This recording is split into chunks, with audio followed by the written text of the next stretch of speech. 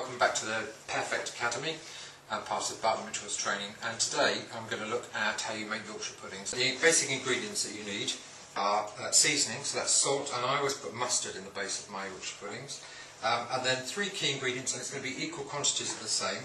So that's plain flour, eggs and milk, or milk and water, and we're going to use exactly the same quantities for these. So I'm going to use an American style cup, which is 8 ounces. And then you need a good Yorkshire pudding pan. Now you can use the smaller ones, I've always used the larger ones, and this pan, which is one of about 3 or 4 that I've got, is about 20 years old, and that works really well. Other really important things to remember is that the oven needs to be incredibly hot, so as high as your oven will go. And then to grease your Yorkshire pudding pans, you can use ground nut oil. That's probably one of the better or healthier options, but if you're being truly authentic, then you use a dripping.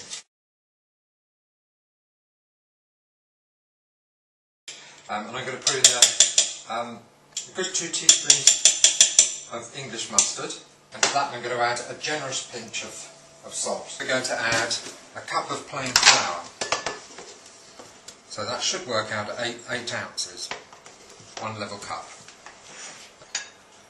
I'm using skimmed milk here.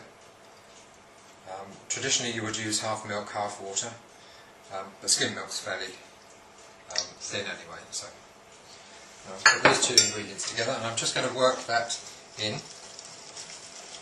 And now we're going to use 8 ounces of eggs, which should be 4 eggs, an egg weighing approximately 2 ounces each. So I'm just going to test that theory, measure them.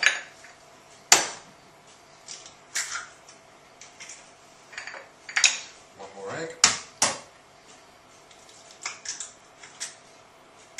There we go, 8 ounces exactly of egg. Goes straight into the mix, and then we beat the eggs into the mix.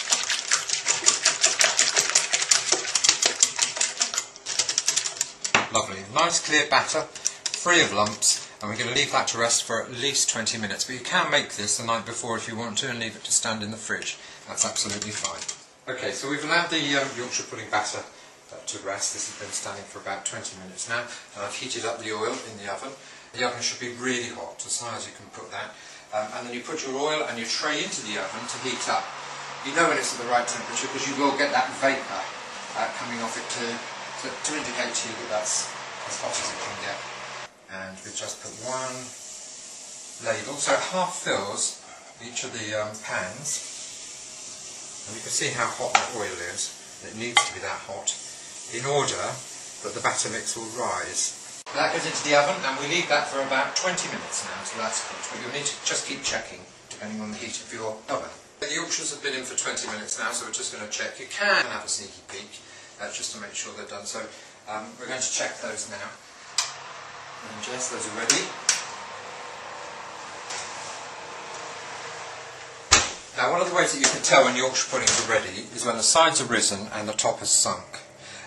And most importantly with the Yorkshire, you need to make sure that the sides are brown as well as just the top. Don't be deceived into taking it out of the oven when it's risen, but allow enough time for the sides to harden up, because they'll need to support the Yorkshire pudding once the steam goes out. So we'll take those, pop them onto our baking tray there, so that there's an air circulation at the bottom.